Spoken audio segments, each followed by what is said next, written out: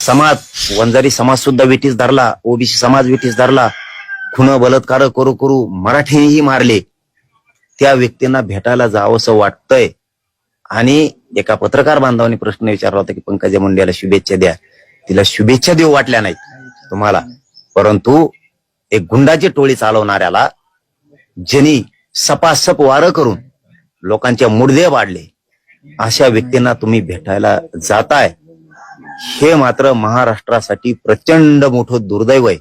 याच्यावरती समाजाने कोणावर विश्वास ठेवायचा. पण हरकत नाही, मनोज जरांगे आहे ना, ज्या दिवशी समाजाला अडचणीचा पठ्ठ्या इथं बसलेला खंबीर यांना 6 कोटी मराठी आहेत, यांच्या जीवावरती माझा मराठा समाज चालणार नाही. हे राजकारणी त्यांच्या फायद्यापुरते येतात, पण इतका मोठा धोका देऊन जातील, इतका मोठा धोका देवेंद्र फडणवीसने सुद्धा कधी दिला नसतो.